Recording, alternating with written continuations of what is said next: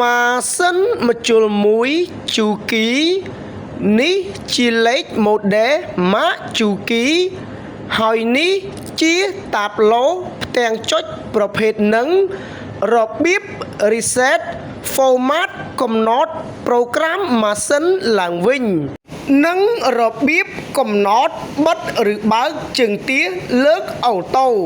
អញ្ចឹងរបៀប reset មាន3ដំណាក់កាល reset ទី1បិទកុងតាក់ម៉ាស៊ីនបន្ទាប់មកចុចប៊ូតុងពីរនឹងក្នុងពេលតែមួយរួចបើកកុងតាក់ម៉ាស៊ីនចេញលេខការ៉េ8ដកដៃចេញរួចចុចប៊ូតុងដើមគេ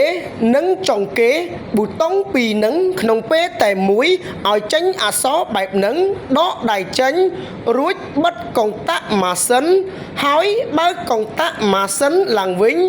នេះគឺជារបៀប reset ទី1របៀប reset ទី2បិទកុងតាក់ម៉ាស៊ីនបន្ទាប់មកចុចប៊ូតុងខាងលើនិងខាងក្រោមប៊ូតុងពីរនឹងក្នុងពេលតែមួយរួចបើកកុងតាក់ម៉ាស៊ីនចេញអក្សរបែបនឹងដកដៃចេញលេខបែបនេះបន្ទាប់មកចុចព្រួញខាងលើឬខាងក្រោមកំណត់យកលេខម៉ូដែលម៉ាស៊ីន DDL 900B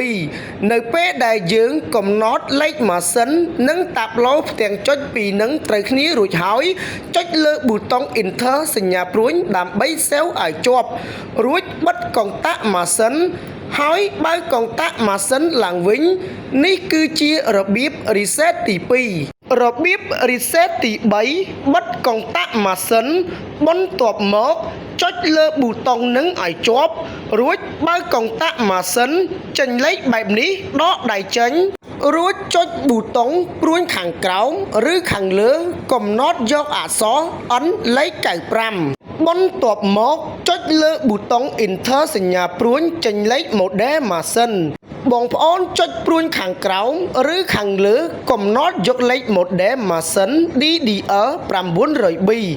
នៅពេលដែលយើងកំណត់លេខម៉ូដែលម៉ាស៊ីននិងលេខម៉ូដែលតាប្លូផ្ទាំងចុចត្រូវគ្នារួចហើយចុចលើប៊ូតុងនឹងឲ្យជាប់ឲ្យចេញអក្សរបែបនឹងដកដៃចេញរួចចុចលើប៊ូតុង Enter សញ្ញាព្រួញចេញអក្សរ N លេខ95ហើយបិទកុងតាក់ម៉ាស៊ីនរួចបើកកុងតាក់ម៉ាស៊ីនឡើងវិញនេះគឺជារបៀប reset ទី3នៅពេលដែលយើង reset ប្រូក្រាមម៉ាស៊ីនយើងគឺជើងទាអត់លើកអូតូទេបង្វែរមកម៉ាស៊ីនយើងវិញជាន់ឈ្នាន់ខាងក្រោមចុចកែងមកក្រោយជើងទាគឺអត់លើកអូតូទេអញ្ចឹងរបៀបកំណត់បិទឬបើកជើងទាលើកអូតូបិទកុងតាក់ម៉ាស៊ីន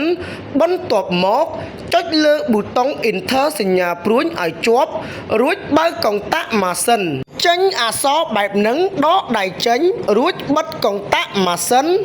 ហើយបើកកុងតាក់ម៉ាស៊ីនឡើងវិញបង្វែរទៅម៉ាស៊ីនយើងវិញជាន់ឈ្នាន់ខាងក្រោមចុចកែងមកក្រោយជើងទាគឺលើកអូតូឡើងវិញហើយ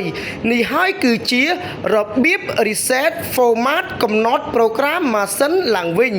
និងរបៀបកំណត់បិទឬបើកជើងទាលើកអូតូសូមអរគុណ